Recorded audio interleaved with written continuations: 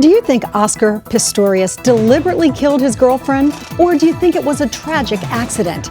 Will he be able to get a fair trial given his international fame? And will this case replace OJ as the latest trial of the century? It's Your Call looks at the Oscar Pistorius murder case right now.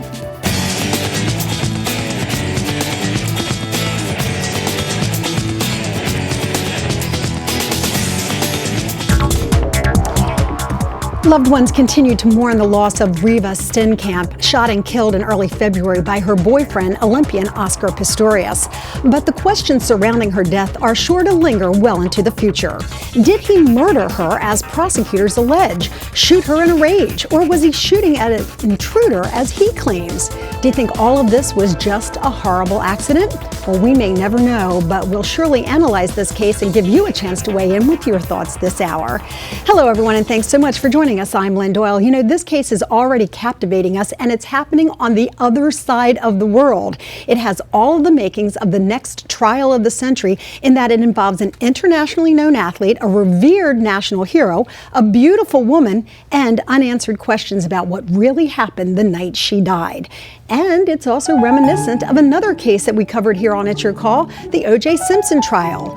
Do you think the Oscar Pistorius case will get as much coverage? And if so, can he really get a fair trial? Will his case divide the world like the O.J. case did? Well, if you want to tell us what you think, you can start emailing me right now at lynn@lynndoyle.net. We brought together a great panel of legal experts to analyze this case, as well as to compare it to the O.J. Simpson trial.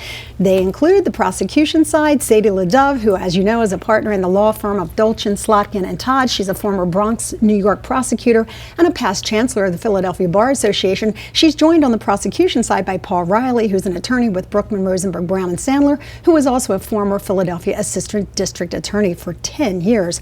Representing the defense perspective, Jeffrey Evan Gold, who is a criminal defense attorney with the law offices of Gold and Associates, who is a former New Jersey prosecutor, along with Danny Savalas, a criminal and civil attorney who is also an adjunct professor at Drexel University and a well-known media legal analyst. Everybody, great to have you here. Great to be here, Lynn. Wonderful to have you back with us. I'm going to start with Sadie, who was the very first lawyer I ever talked with about the O.J. Simpson case. Taking a look at this from the prosecution perspective, how strong a case does the South African district attorney have against this guy? It's a fairly strong case, and I don't want to play into the defense's hands, but you do have the problem with your lead investigator, very much like O.J., having some taints in their past and also engaging in some poor evidence collection issues. But you have Pistorius in the house, gun, woman, bathroom, closed door, and intruder. How many intruders hide in the bathroom? Not a hard case to prosecute. Okay. Some funky issues, though. From a defense perspective. No. You've got a judge in South Africa at the initial bail hearing saying it isn't such a great case. So guess what? It's not such a great case. We really don't know. That evidence was botched. The lead investigator has now been charged with attempted murder in another case. He's walking through the crime scene without his little booties on. There's going to be a lot of questions here. And he's a national hero. Put those things together, state's got a hard case. And one thing I wanted to talk to Paul about was the fact that South African law and the way it will address this murder case is different than American law and how it addressed the O.J. Simpson trial. Yeah, it couldn't be more different, and I think that's a significant issue. Jeff mentioned that a judge has already decided. Oddly enough, under South African law, a judge is the only one who's going to decide this case. There are no jury trials. One of two things happens. Either you go to a magistrate judge like the last fellow who just heard the bail hearing, and it's only in the bail hearing or its sentencing that you talk about premeditation. You don't have to prove that to prove him guilty. However, if that judge decides, well, this is too big a case, it goes to a higher court. A higher court is a judge and two Joes off the street. They're called assessors, and they can overrule him on factual issues. So it's going to be decided by a judge, not a jury, and that's a significant difference from Simpson. Is that good for Oscar Pistorius or any defendant to have a judge and two, as Paul puts it, Joes off the street, or does it actually hurt him? Here's the general consensus when it comes to judge versus jury trial. Typically, criminal defense attorneys are weary of judge-only trials because with a jury, you need only one. Only one person to deadlock, one person to say, I have reasonable doubt. With a judge, you're convincing one. And a lot of these judges are ex-district attorneys, and I think the general consensus, although it's not official, is that judges will lean more towards conviction. But mathematically, with a jury, you've got 12, and you only need to convince one. Is that the same in South Africa? We shall see. But I will add that once again, here we go again. There have been already facts that have come out that are highly disputed. First of all, this roid rage we heard about, probably not the case.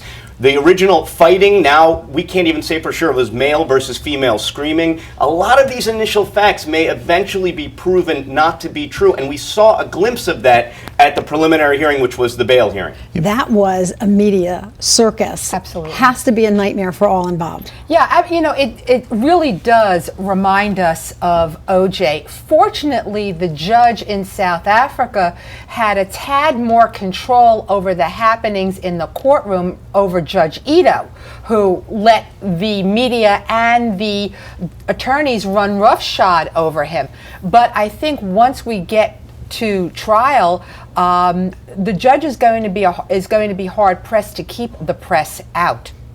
You know, just you had brought up the fact that somebody did about the lead investigator has his issues. But here's why that's so different from Simpson. The lead investigator in Simpson, it was shown, didn't like people of color. Right. Coincidentally, that's what O.J. Simpson was. In this case, it's almost a red herring because they're saying a whodunit. Well, wait a second. I'll tell you why. The lead investigator in OJ, may have, in preparing a script for a movie 9 or 10 years earlier, used the N-word. This investigator accused of attempted murder, and he's missing bullet casings or bullets in the toilet. You can't compare this to OJ. The other reason you cannot compare this case to OJ is clearly OJ, and we're all going to laugh, was technically a whodunit. I know, I agree. But this is not a whodunit. This is a different variety that we call the why they done it. And he's going to have to explain why he done it. And here's a problem with Oscar. Oscar had episodes of domestic violence in the past. Although the charges were withdrawn, I understand the problem is that people are going to, look at Oscar and say, this is a guy who has an issue with women. This is a guy who may have issues because of his physical condition. So he could be the kind of guy who picks up a gun and fires through a door. And I don't want to beat the dead horse, but I'll tell you right now, as a prosecutor, yeah, it probably was bad choice of words. As a prosecutor, if my choice is an investigator who's accused of killing someone during the course of another case, or an investigator who's accused of planting evidence on someone of a race that he's absolutely made clear he does not like, I'll take the first guy, because he may very well have in the line of duty done something. The red herring. I'm going to number two. It's a red herring. The red herring was not here. Was in OJ. Here you've got a guy who the state is stuck with. They're stuck with him. He investigated. Nobody else can say what he did and what he didn't do. They can't get around him. They actually could have got around Furman, but here they can't. They're stuck with him. And I'm going to tell you something else too. I don't think it's going to be as much of a media circus as OJ, because it's going to be a judge. It's not going to be as long a proceeding as OJ in any way, shape, or form. You've seen a taste of what's going to happen. It won't be as short as the preliminary hearing, but it won't be as long as OJ either. So we'll see. And I think that they have a poor case, actually. Okay, so let's dissect the case then and talk about why you think it's poor and why the prosecution feels that it has a pretty strong case and can prove that this was not an accidental shooting. From the prosecution perspective, what do they need to put forward so that the judge and the assessors, without a shadow of a doubt, believe that this was a deliberate act? What's on the side of the prosecution that would lean in that direction? There's something none of us know yet. I want to see the ballistics. I want to see the angle of those bullets. That's right. Because remember, his utterly ridiculous story is he wakes up in the middle of the night believing the person he's supposed to protect is next to him, not of course looking and seeing and saying, honey, run, or honey, hide under the bed. And then he goes and gets his handy gun and starts firing into a bathroom where all people who burglarize a house are hiding. Now, if you can prove, and we don't know this, that he was shooting at a downward angle because he had his artificial legs on, he's got a big problem. Yeah. Right. The Because question he is- says the he did. question is He had to credibility. take the time Yeah. to put those things on. That's right. No, none of us know the answer to that. In And- fact, That's right. none And, of us. and when we know that, we'll know a little more about the That's strength right. of that Yeah. case. And- but and- that's still circumstantial. And no matter how quickly, because it's repetitive motion for him to put the blades on, it still takes time. So while, there's allegedly an intruder hiding in the bathroom, you take the time to strap on your legs, and then if what you say is so, Paul, and the angle is higher because he's taller and he's shooting down, you'll excuse the expression, he's dead. It's just one piece. It's just one piece of evidence. He's It's just one piece he's of got evidence. problems, Jeff. But We're going to there's talk all- about the other evidence in just a minute, but I do want to invite the viewers to be part of our discussion. We want to ask you what you think really happened that night. Do you think that he absolutely intended to kill his girlfriend? And do you buy his story about a feared intruder? And do you think he can get a fair trial? Do you see any similarities between his case and the O.J. Simpson case? If you want to tell us what you think, you can email me directly right now at lynn@lynndoyle.net. You can also find us on Facebook and follow us on Twitter. We're going to have a lot of your comments, a lot of them coming in when we come back from this break. Stay with us.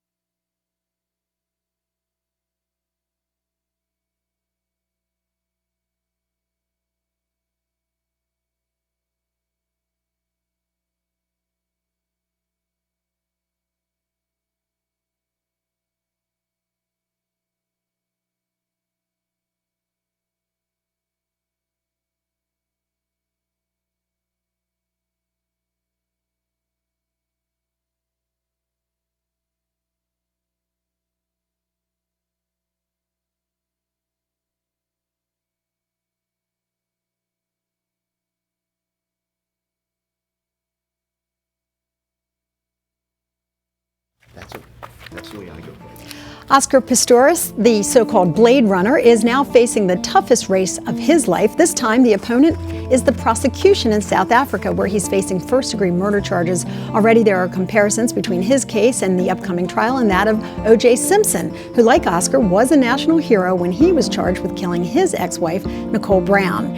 So what have we learned in the 20 years since the O.J. trial that might be helpful in watching as this new trial of the century unfolds? Well, that's just one of the topics that we're covering on this edition of It's Your Call. I'm Lynn Doyle. Already the comments are coming in from Facebook, particularly where people have shared their thoughts with us. We're going to get to them in just a moment, but I want to go back to the defense perspective here and find out what that side of this issue feels is the strongest case to defend Oscar. If you were defending him, what would the first piece of information be that you would put out there? Several things. First of all, you go to the law, right? In South Africa, you have that premeditated murder, but it's probably pretty certain. You see from the original hearing, the bail hearing, they may already be setting up a culpable homicide sort of admission. Not an out-and-out admission, but look, in South Africa, if your brakes don't work and you crash into somebody and kill them, that could be culpable homicide. So they may be saying, you got us on that. If I'm defending this case, I may say, let's take the hit on the culpable homicide because their sentencing guidelines are nothing like ours. He could potentially serve no actual sentence for culpable homicide. So that's the way I line this up from the outset, just get us out of premeditated murder land. So why is it so hard for people to believe that this could be an accident? Because as a defense attorney, that would be the biggest obstacle and hurdle that you would have to overcome. Well, I don't know about that, because we have judges here. They understand that there's a burden on the government here to prove it, and they're going to make the government prove it. And what we have is a defendant who has tremendous celebrity. And whenever you have celebrity, think of O.J., think of Michael Jackson, think of people that we thought there was a lot of evidence against, but hey, juries didn't think so. I don't think judges are immune from that either. You're going to give him the benefit of the doubt because he's a celebrity. Okay, we're going to ask our viewers if they agree with that. Do you think it was an accident, and do you think his celebrity will help or hurt him as Oscar moves forward in addressing the case presented against him? Let's go to Facebook and check in with some of our It's Your Call viewers. Joanne says, I want to think it was an accident, but sadly I think it was intentional. However, she notes that they were an absolutely beautiful couple. Ron says, we don't have all the facts, but he lives in a gated community with her. She wasn't in bed when he got up, and instead of waiting for someone to come out of the bathroom for him to verify that it was an intruder, he just opened fire. Sam asked this question. Philadelphia averages about a murder a day, so what makes one in South Africa more important than that? You know, Sam, that's a really good question. I think it's because of the celebrity that is involved with it, probably, which is why we have so much, paying so much attention to it. Absolutely, and that is what will drive this as a story. None of us would be talking about it if he wasn't the Olympic Blade Runner. But you mentioned something about the killing, the negligent killing. You're right, he's going to do that, but they don't have to prove premeditation at trial. That's the unusual thing here. You don't have to prove any premeditation until sentencing. All they have to prove is that he intentionally fired in that door to kill someone on the other side. And you know what? I think they could make an argument that if it was a burglar under their law and he intended to kill him by shooting, he didn't shoot once. He emptied the gun. That's right. But, okay? But then again, intent to kill, can that be inferred from shooting at a door? You're right, ballistics are going to matter a lot, your angle. But if whatever angle it ends up being, if it's inconclusive, he could always make that argument that I was intending to fire warning shots, and I'm the worst shooter of all time. If you're shooting into a bathroom 4 times. What's going to matter is what was on the bottom of the shoes of the investigator when he didn't wear booties and went in there, because there could be DNA or hair or whatever else from other people, and that will cast a great doubt on what happened and whose story is right. Do we all think that it happened the way Oscar said it? Probably not, if we all said to ourselves, is that likely? But that's not the standard here. A judge is going to have to determine whether or not the state can prove it, and with that contamination of the scene, they're going to have a problem. Yeah, but then, go ahead, I'm All I sorry. was going to say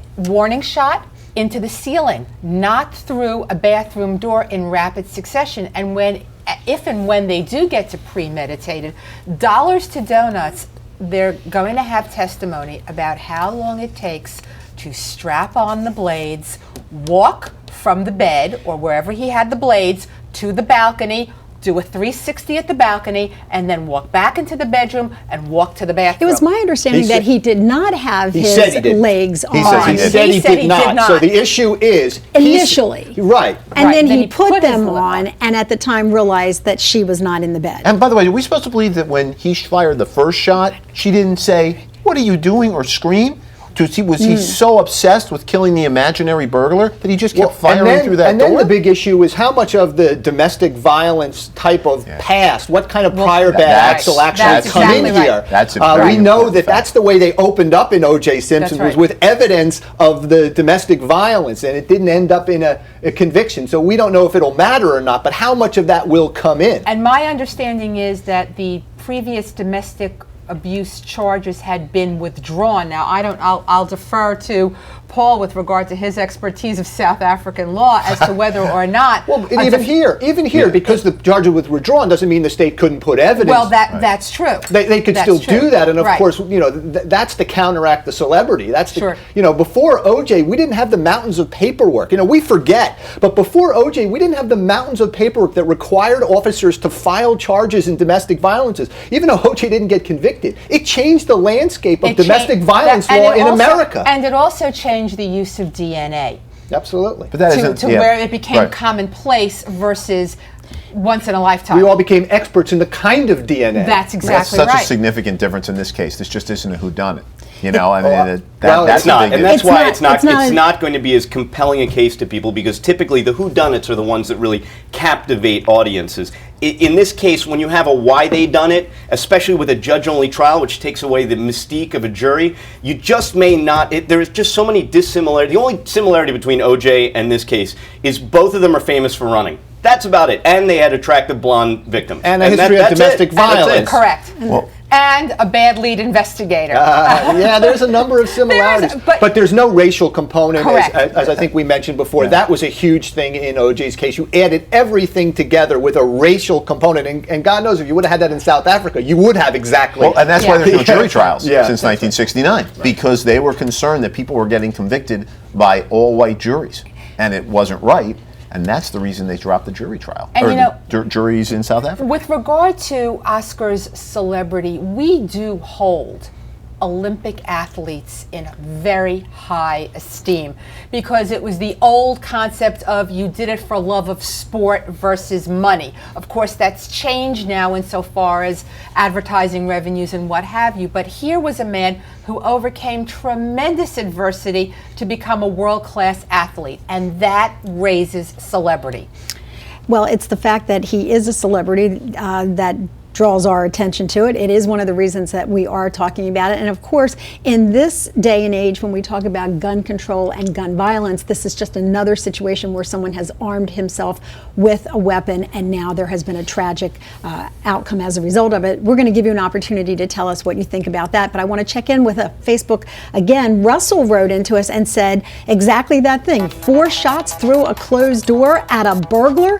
Face it, they had a fight and he killed her. If you want to tell us what you think, you can email me at lynn@lynndoyle.net, and you can also find us on Facebook, where we have put that question out there. We're going to take a short break. We'll have some more of your thoughts and some final thoughts here from our guests right after this.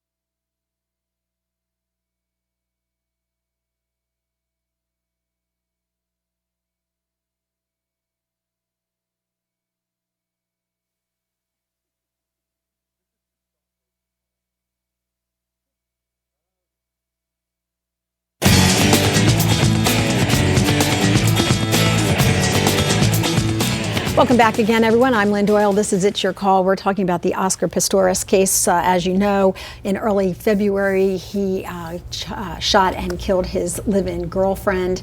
And now the debate is raging on as to whether or not it was an accident, a tragic accident, or whether he actually did it on purpose after an evening of argument. You know what's hard for prosecution and defense is that the only witness to the crime is the victim. You have Oscar and his story, but how do you corroborate that story for either side, either for the prosecution That or happens the in defense? that happens in quite a few murders. Right. That the only people that know what happened, it's a he said, she said, except for in this case, the she said is dead. Right. So it's whatever he says plus the state has total circumstantial evidence. Everything you see on CSI, I mean, hair, blood, fight. This is all circumstantial evidence because in most murders there aren't eyewitnesses. So the trajectory of the bullet will matter. Right. You know, whatever forensic evidence is gathered from the scene, which is why I think when you only have him saying what happened, what they gathered from the scene always really matters.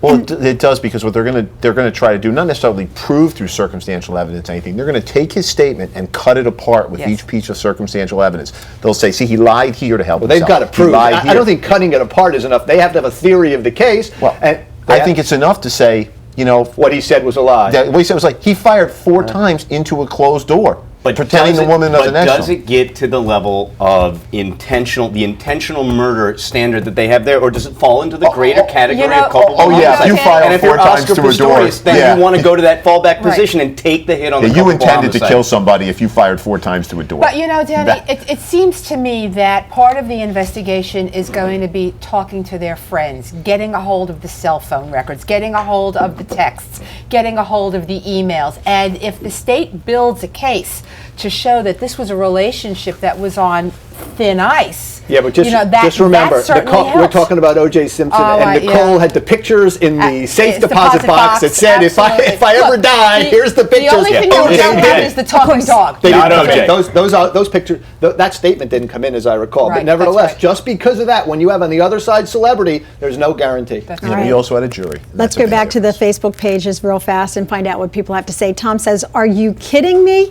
He killed her on purpose. His explanation is a joke. And Chuck says there's no such thing as an accidental shooting. It was either on purpose or because of negligence. Either way, I think he's going to get locked up. Does anybody want to project how they see this case ending?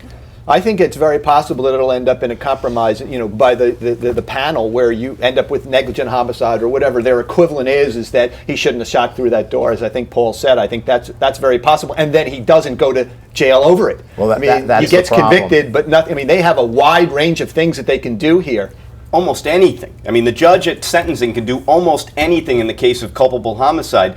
And I think that's my prediction. I think they're going to go for splitting the baby and get into that culpable homicide land and take that hit and shoot for the best you can at sentencing. Sometimes that's the best you can do as a defense attorney. I think that should be the strategy here. Although they're out of the box. I mean, these lawyers are out of the box fighting this case tooth and nail. Yeah. But not from the prosecution standpoint. I'd almost put the onus completely on the judge. We'll see how much that judge likes the hot lights of this case on him. I'd say, you know what? If you're going to acquit him or convict him of negligent homicide, acquit him completely. And Sadie? Oscar goes to jail. Oscar goes to jail. Oscar Okay. goes to jail. Well, that's what they have to say. We want to give you an opportunity to tell us what you think. In the meantime, thanks very much, guys, for being here. It was great to have you back Pleasure. with us. We always find a way to bring O.J. Simpson into a conversation when I have these 4 here. If you were unable to get through and you want to tell us what you think, you can email me at lynn@lynndoyle.net. Until the next time, my thanks to my crew and to you for watching. We'll see you.